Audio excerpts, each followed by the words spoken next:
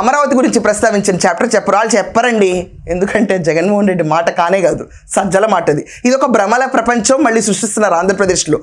లేదు ఆ రోజు అనుకున్నాం కానీ మేము అందరం డిసైడ్ అయ్యాము, రైతులను ఇంత కష్టపెట్టాం కదా అని చెప్పి ఆ ఉసిరికాయలు మాకు ఎక్కడ తగులుతాయో అని భయంతో మేమందరం ఈరోజు అమరావతికి వచ్చేస్తామన్న ఒక విజన్ ఇస్తున్నారు. భ్రమల ప్రపంచం క్రియేట్ చేస్తున్నాడు. ఇదంతా పక్కన పెడితే అంబటి కూడా వచ్చేసి ఎవరు చెప్పారండి, Amaravati is one of the capital, మేము 3 రాజధానులు నిర్మిస్తూనే ఉంటాము, అమరావతి క్యాపిటల్ కాదని మేము లేదు, it is one amongst the capital అని చెప్పి అతనే ఒక బైఫర్కేటెడ్ టర్న్ మళ్ళీ చెప్తూ ఉంటాడు. మునుగు ప్రాంతాల్లో ఉన్న అమరావతి, పడవ ప్రయాణం చేసే అమరావతి క్యాపిటల్గా సజ్జలలో ఒప్పుకున్నాడు. వాళ్ళ పార్టీలో అంబటే ఇంత మాట్లాడుతుంటే బయటకు వచ్చి అమరావతిలో పడవ ప్రయాణం తెలుసా సజ్జల నీకు? ఎవరన్నా అడగాలి, సజ్జల నీకు తెలుసా? ఇవన్నీ మీరు పెట్టిన క్యాప్షన్లు, థంబ్నెయిల్స్.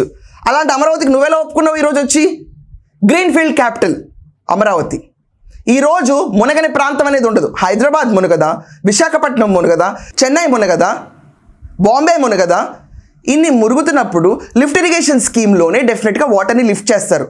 అంత డెవలప్డ్ క్యాపిటల్ కింద అమరావతి వచ్చి మునక్కుండా దానికి చర్యలు తీసుకుంటున్న గవర్నమెంట్ ఉండగా ఈరోజు వీళ్ళందరూ పడవ ప్రయాణం చేస్తానన్న ఈ సో కాల్డ్ బ్లూ టీమ్ ఎవరైతే ఉన్నారో వాళ్ళల్లో అతి మేధావి అయిన సజ్జల, హూ ఇస్ బిహైండ్, సకల శాఖ మంత్రి అని చెప్పి ముద్దు పేరున్న సజ్జల వచ్చి కాన్క్లేవ్ అటెండ్ అవుతాడు.